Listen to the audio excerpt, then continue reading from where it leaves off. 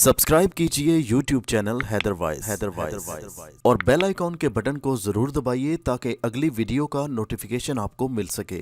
शुक्रिया।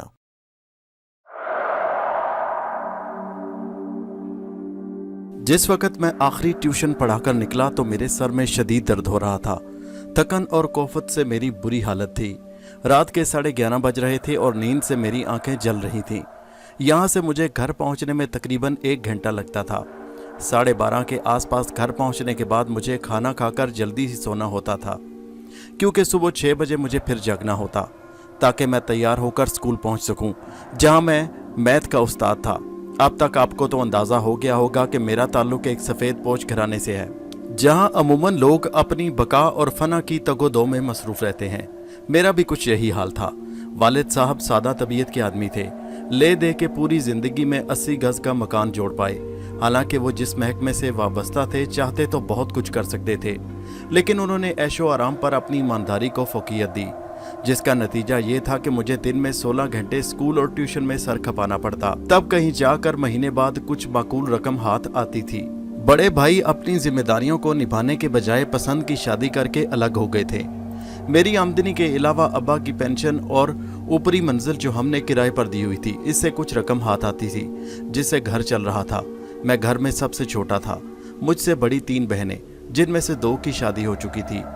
गो मैं जानता था कि मैंने अपनी इस्तिताअत से बढ़कर खुद हर काम का बोझ खुद पर लादा हुआ है, लेकिन मेरे पास और कोई चारा नहीं था। मुझे सोने के लिए तकरीबन 4 से 5 घंटे मिलते, जिसकी वजह से कभी कभार मैं बच्चों को ट्यूशन पढ़ाते वक्त भी नींद में झूम रहा होता। 2 माह पहले मैंने भाग दौड़कर एक और ट्यूशन हासिल कर ली, जिसकी वजह से मेरी थकन में और भी इजाफा हो गया। राबिया 10वीं जमात की तालिबा थी और रियाजी में कमज़ोर थी। मैं उसके घर रात को तकरीबन 10:30 बजे पहुंचता था। शुरू में तो मैं बहुत खुश था कि चलो आमदनी में कुछ इजाफा हो गया, लेकिन 10-15 दिन बाद मुझे एहसास होने लगा कि इस तरह मैंने अपनी जिस्मानी और जहनी थकावट में मज़ीद इजाफा कर लिया है। राबिया को मैं अमूमन उसके घर के ड्राइंग रूम में पढ़ाया करता, लेकिन जब कभी बिजली गायब हो जाती तो मुझे उसके बेडरूम में जाकर बैठना पड़ता, क्योंकि उसके घर में यूपीएस का कनेक्शन सिर्फ ख्वाबगाह में ही था। आए दिन बिजली गायब होती और मुझे ड्राइंग रूम से उठकर उसके बेडरूम में जाना पड़ता। शुरू में तो मुझे थोड़ी झिझक महसूस हुई, क्योंकि वो बहरहाल एक लड़की थी और मैं भी एक जवान मर्द था। राबिया की वालदा हमेशा मुझसे अपने बेटों की तरह बर्ताव करती और ख़ुद राबिया का रवैया भी मेरे साथ बहनों जैसा था, इसलिए आहिस्ता आहिस्ता मेरी ये झिझक दूर होती गई।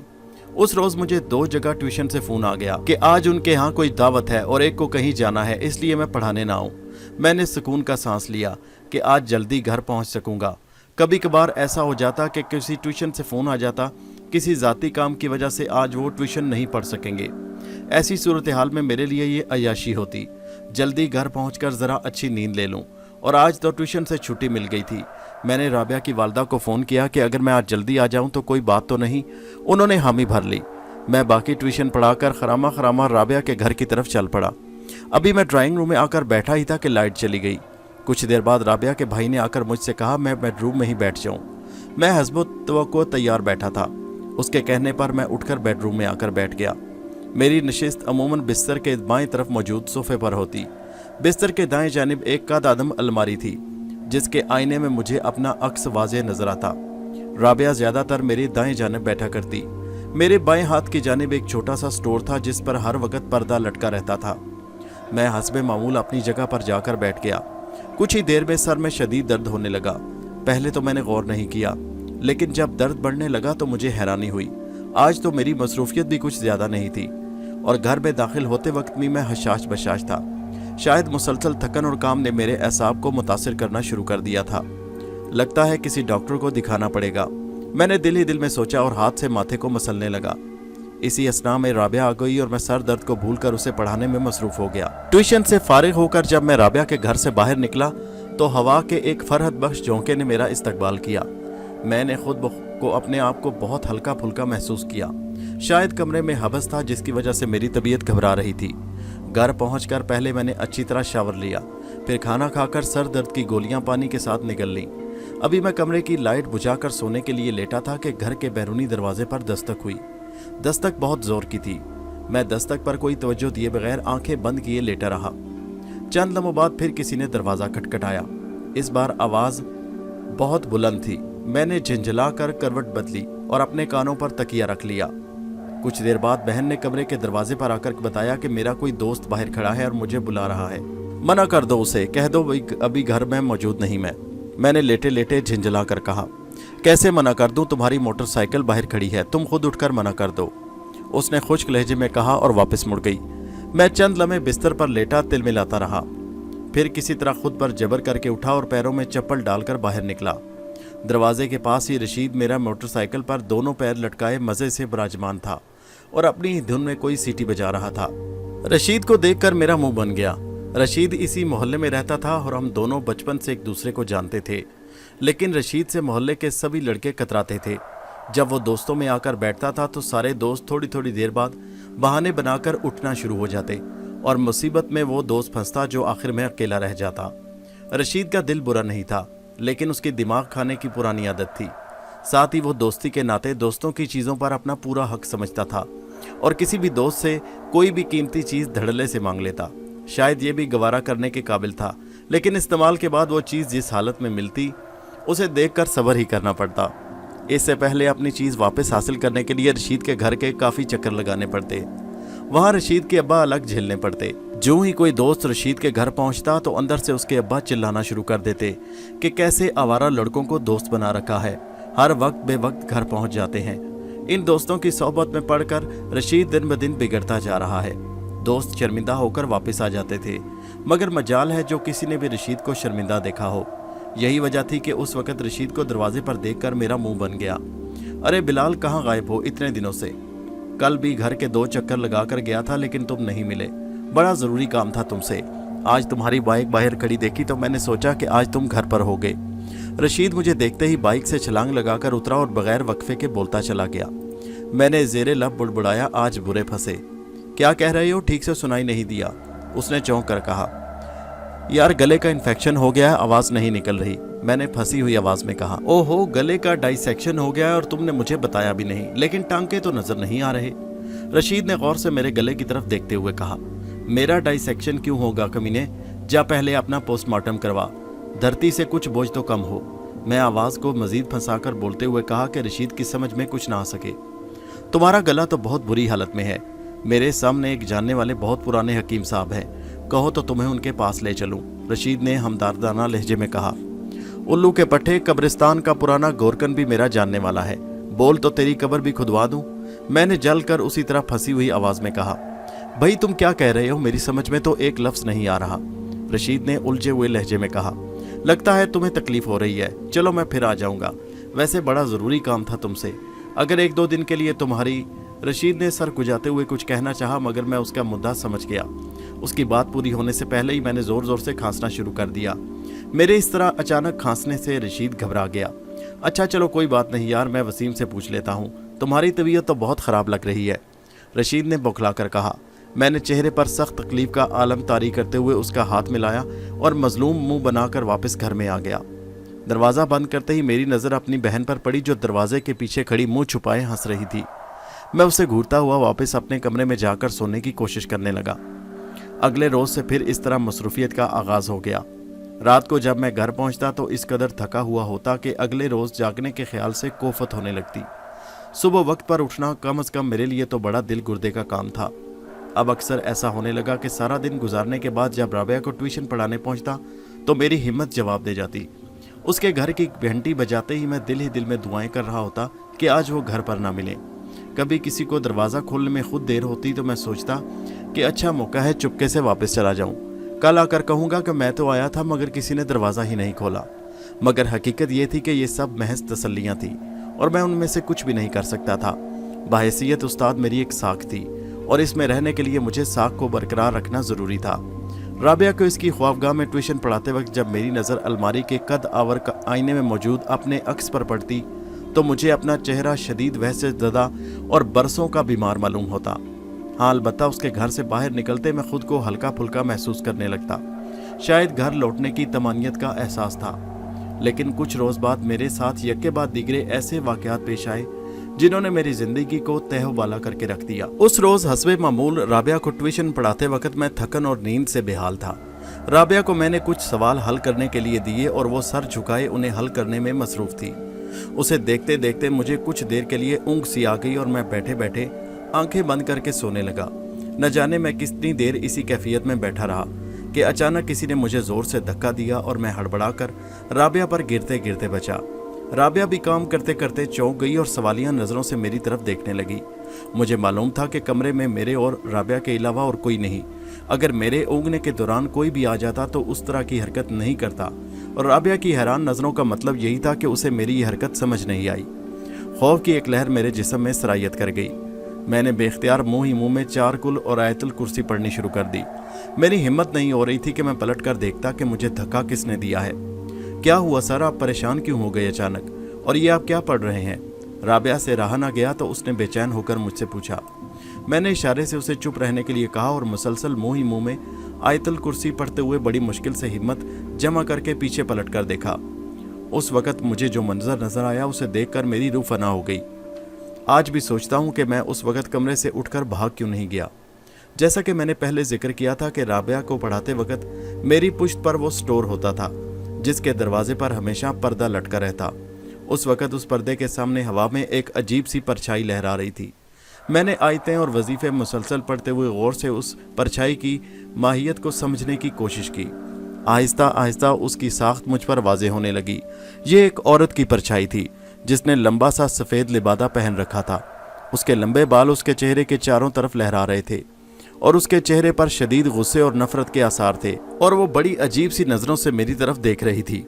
चंद लम्हे तक मुझे घूरने के बाद वो तेज़ी से हवा में लहराती हुई मेरी तरफ लपकी, जैसे अभी मुझे चीर फाड़ डालेगी। मैंने उसका इरादा भांपकर तेज़ी से आयतुल कुर्सी पढ़नी शुरू कर दी। आवाज़ सुनते ही वो मुझसे कुछ फासले पर रुक गई। उसके चेहरे पर तिलमिलाहट के आसार थे। क्या हुआ सर, आप वहाँ क्या देख रहे हैं और किसे देख रहे हैं? इतनी ज़ोर ज़ोर से आयतुल कुर्सी क्यों पढ़ रहे हैं? राबिया ने फिर बेचैन होकर पूछा। मैंने गर्दन घुमाकर राबिया को देखा। वो भी परेशान और खौफजदा नजर आ रही थी। मैंने इशारे से उसे सब्र करने के लिए कहा और दोबारा गर्दन मोड़कर उस औरत के परछाई को देखा, लेकिन अब वहाँ कुछ नहीं था। मैंने आंखें फाड़कर इधर उधर देखने की कोशिश की, मगर सब कुछ पहले जैसा था। मुझे शायबा होने लगा कि मैंने कोई ख्वाब देखा है, लेकिन अकल इस बात को झुठला रही थी। मेरे कंधे पर जहां धक्का लगा था अभी तक हल्का हल्का दर्द था, और उस औरत के भयानक खदोखाल मेरे दिमाग में ताज़ा थे, लेकिन अब ऐसा लग रहा था कि जैसे वहां कुछ था ही नहीं।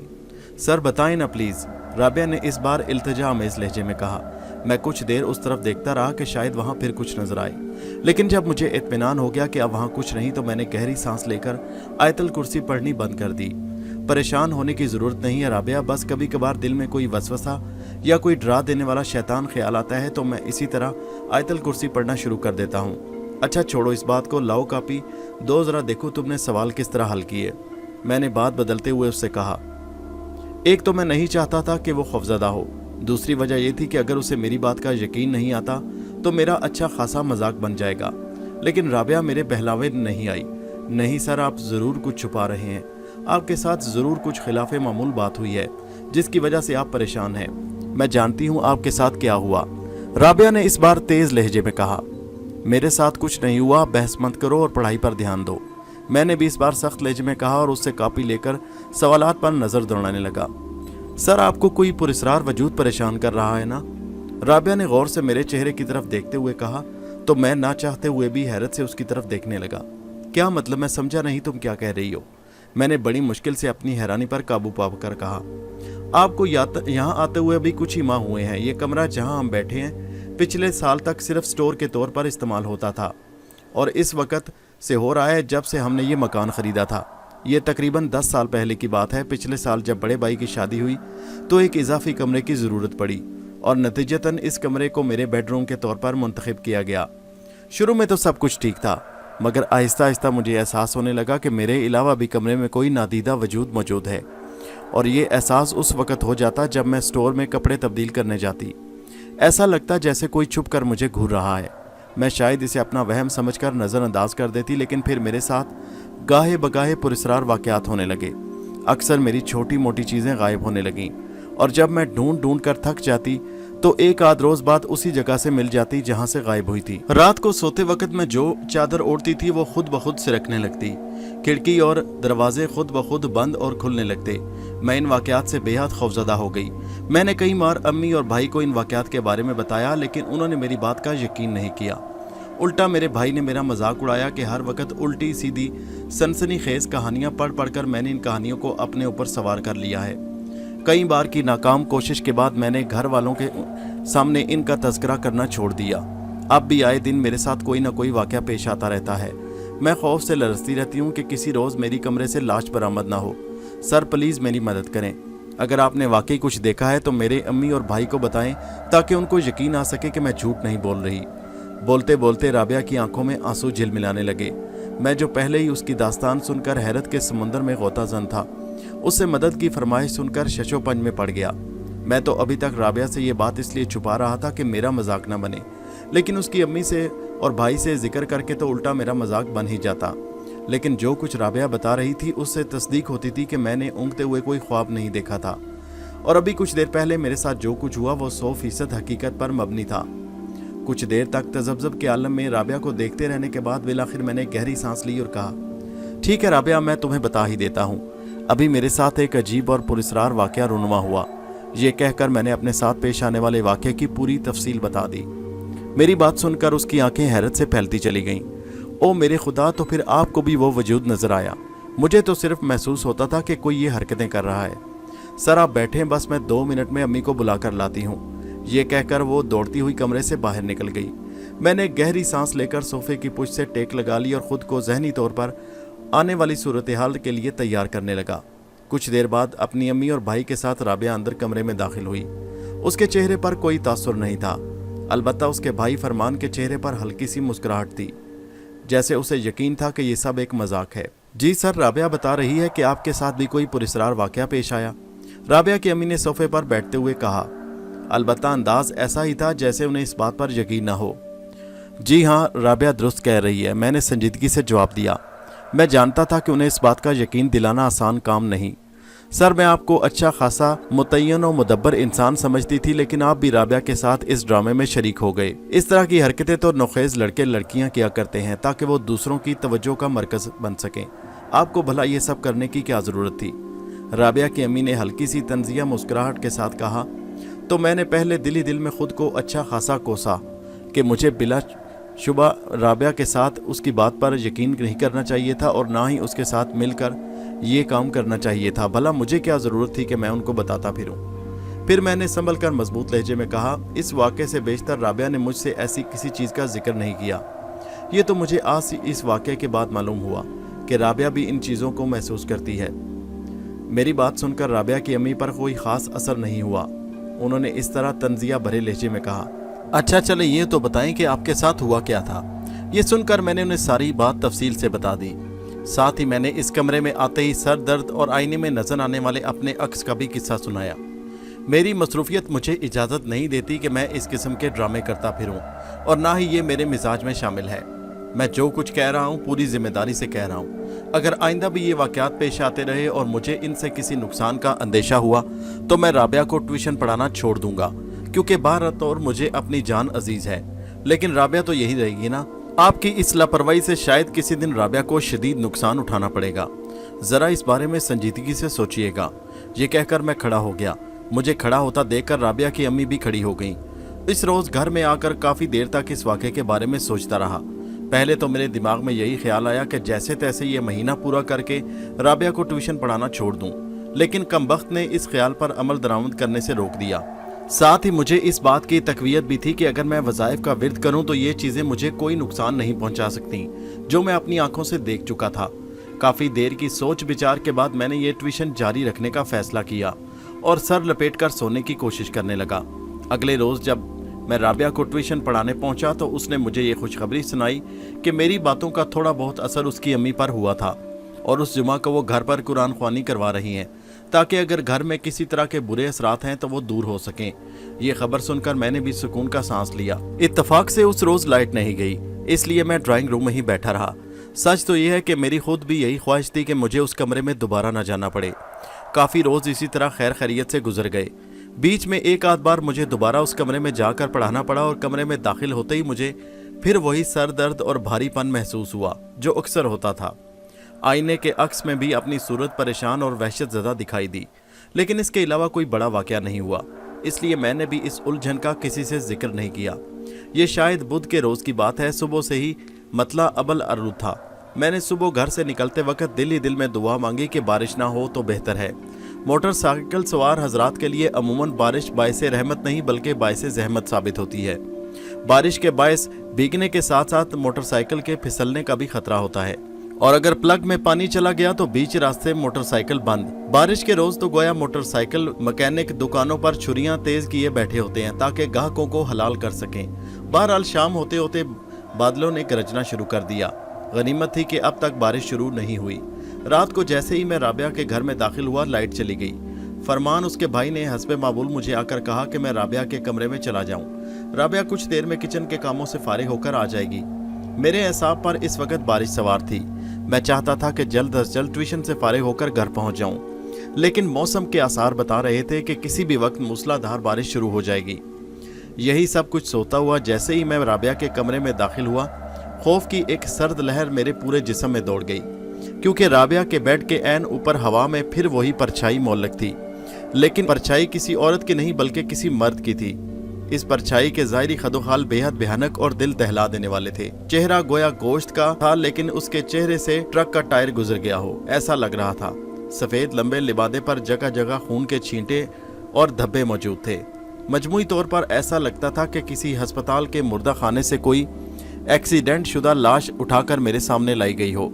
अभी मैं खौफ से गुम खड़ा उसे देख रहा था कि उस परछाई ने खौफनाक नजरों से मुझे देखा और किसी अजीब सी जुबान में बोलने की कोशिश की, और शदीद तैश के आलम में मुझे हाथ से इशारा किया कि मैं कमरे से बाहर निकल जाऊं। सच्ची बात तो यह है कि मैं पहले इस परछाई को देखकर दहल गया, फिर जब उसने मुझे कमरे से निकलने का इशारा किया तो मेरी जान ही निकल गई।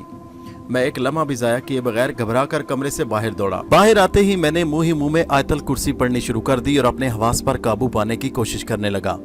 क्या हुआ सर, आप बाहर क्यों खड़े हैं? अचानक मुझे अपने पीछे से राबिया की हैरानकुन आवाज सुनाई दी। वो बस मैं अभी जा रहा था। मैंने अपनी बदहवासी पर काबू पाने की कोशिश करते हुए कहा। अच्छा जी, राबिया ने सादा लहजे में कहा और आगे बढ़कर कमरे में दाखिल हो गई। मैंने भी डरते डरते उसके पीछे कमरे में कदम रखा, लेकिन अब कमरे में कोई नहीं था। राबिया सोफे पर जाकर बैठ गई और किताबें खोलने लगी। मैं भी मोहतात अंदाज में इधर उधर देखता अपनी जगह पर आकर बैठ गया। कुछ देर बाद मुझे इत्मीनान हो गया कि अब वो भयानक परछाई यहाँ मौजूद नहीं, तो मैं राबिया को पढ़ाने में मसरूफ हो गया। काफ़ी देर बाद अचानक मुझे एहसास हुआ कि मेरे पुश्त पर कोई मौजूद है और मुझे घूर रहा है। ये एहसास होते ही मेरे रोंगटे खड़े हो गए, लेकिन राबिया पर मैंने कोई रद्द-ए-अमल जाहिर नहीं होने दिया। पढ़ाते पढ़ाते मैंने यूं ही ज़रा पहलू बदल कर पीछे नज़र डाली। स्टोर का पर्दा उस वक्त हटा हुआ था और स्टोर में उस औरत का हेवला नजर आ रहा था जिसे मैंने पहली बार देखा था। इस बार इस औरत के दाएं बाएं दो छोटे छोटे हेवले भी लहरा रहे थे जिनकी शक्ल वाज़े नहीं थी। मैं घबरा कर उठ खड़ा हुआ। मेरे इस तरह खड़े होने से राबिया हैरान होकर मुझे देखने लगी। मैं चलता हूँ, दरअसल आज मौसम ख़राब है, अगर बारिश हो गई तो घर पहुँचना मुश्किल हो जाएगा। मैंने बहाना बनाते हुए कहा तो उसके चेहरे पर इत्मीनान के आसार नजर आए। उस रोज़ घर पहुंचकर मैंने फैसला किया कि मुझे इस ट्यूशन के बारे में अपने पिछले फैसले पर नज़रसानी करनी पड़ेगी, क्योंकि ये बात बहरहाल तय थी कि इस घर में कोई गैर इंसानी मखलूक आबाद थी।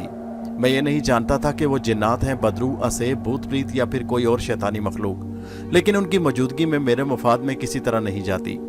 इस ट्यूशन की आमदनी मेरी जान से ज़्यादा तो कीमती नहीं। सोचते सोचते मेरे जहन में मिस शमीम का ख्याल आया। मिस शमीम हमारे स्कूल में इस्लामियात पढ़ाती थी, गो के वो काफ़ी उम्र रसीदा थी, लेकिन बच्चों पर उनका बेहद रौब था। पूरे स्कूल में उनकी सख्त गिरी मशहूर थी, हत्ता कि दूसरे साथी भी उनका बर्ताव ऐसे ही होता जैसे वो बच्चे हों। लेकिन बहरहाल वो दिल की बुरी नहीं थी और ये बात सभी जानते थे। दूसरों के दुख दर्द बांटना उनका महबूब मशगला था। रोज़ घर से खाने के लिए कुछ न कुछ बना लाती, कभी डबल रोटी, कभी उम्दा माश की दाल तो कभी और सब्जी। स्कूल के साथ साथ अक्सर व बेशतर उनसे अपने मजहबी और समाजी मसाइल का जिक्र करते और वो उनकी मुश्किलात के लिए कोई ना कोई वजीफ़ा भी बता दिया करती। शायद वो इस मसले का कोई हल बता सके। मैंने दिल ही दिल में सोचा और तय किया कि कल स्कूल के बाद उनसे इस मसले का जिक्र ज़रूर करूँगा।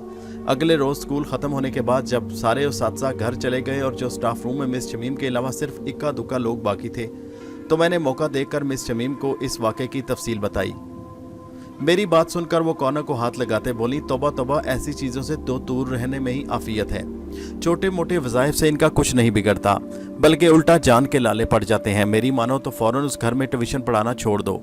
मुझे तो हैरत है कि इतना कुछ होने के बावजूद तुम वहां जा रहे हो। कल से वहां मत जाना। इतना कहकर वो अपना बैग संभाले उठ खड़ी हुई।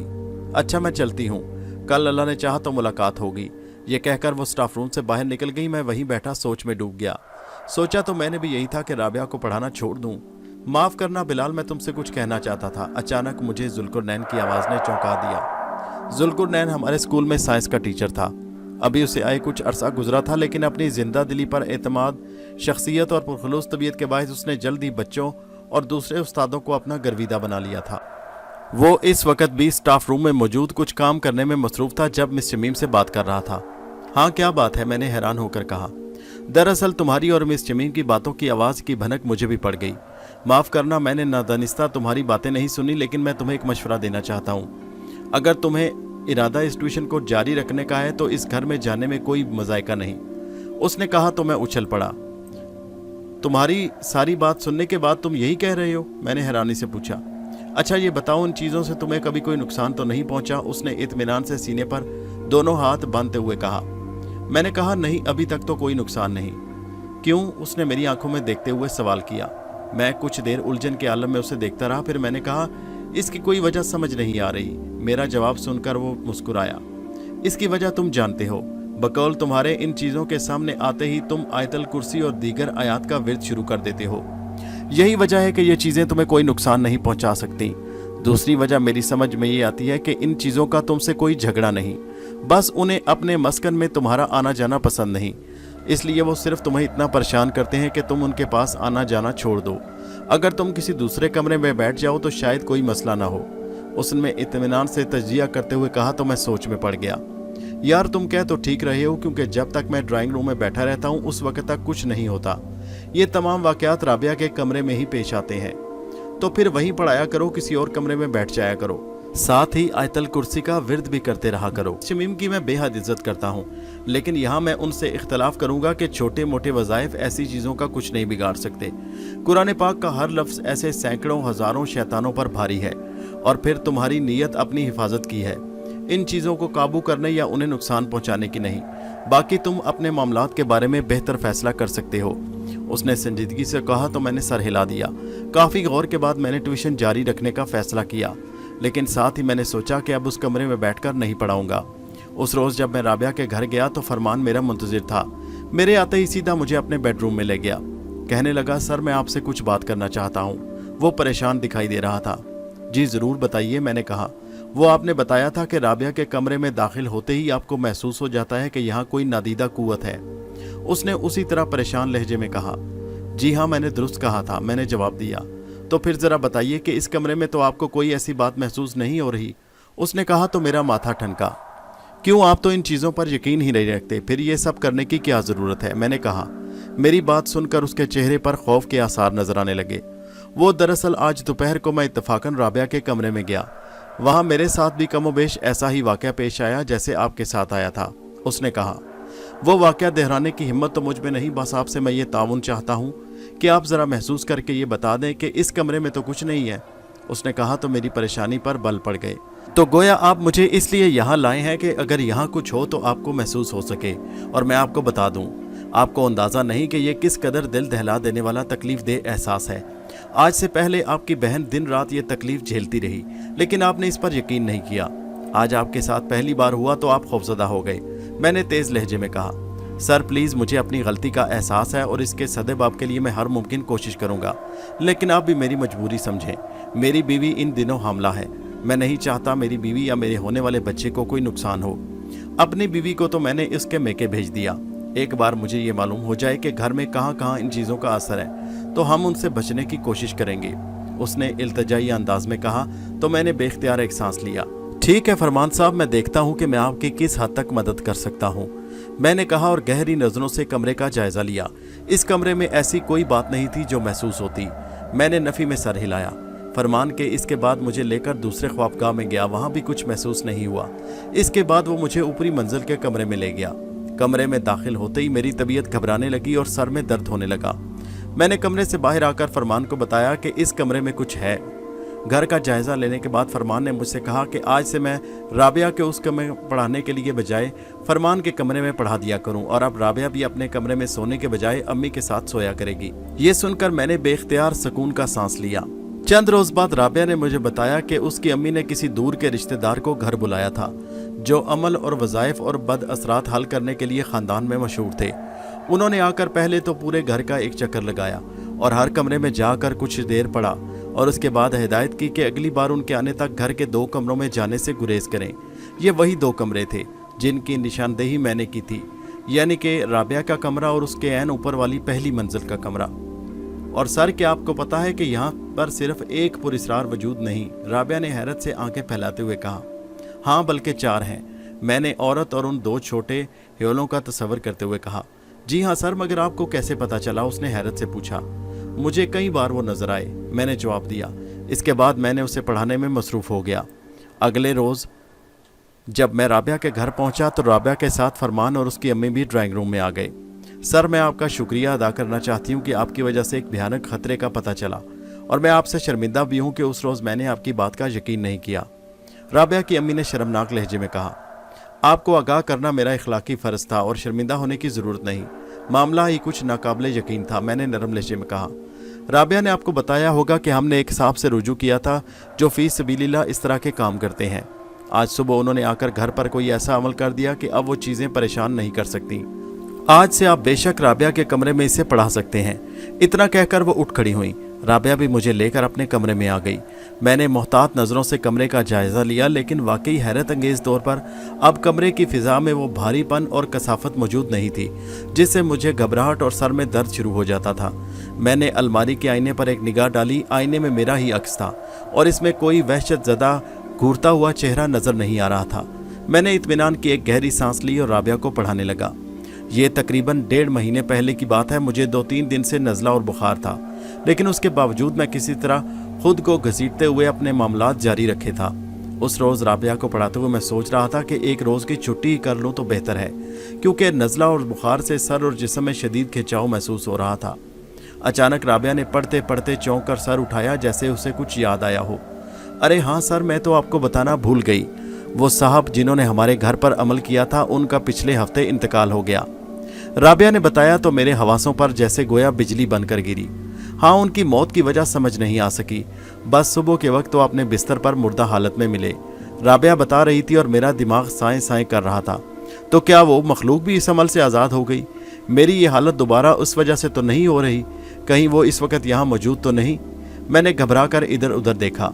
परेशानी के आलम में ये फ़र्क महसूस ही नहीं हो रहा था कि मेरी तबीयत में ये खिंचाव बुखार है या किसी पुरस्रार वजूद की मौजूदगी की वजह से मुझे ऐसा महसूस हो रहा है। अचानक मेरी नज़र आईने में मौजूद अपने अक्स पर पड़ी। मुझे अपनी जगह एक वीरान सूरत, वहशतज़दा और उजाड़ चेहरा नजर आया, जिसकी आंखों के गिर्द हल्के थे और बाल बिखरे हुए थे। इस अक्स ने मेरी आंखों में आंखें डाली और एक सरगोशी सी मेरे दिमाग में गूंजी, तुम आइंदा यहाँ कभी मत आना, वरना। हमारे चैनल हैदर वॉइस को सब्सक्राइब कीजिए। शुक्रिया।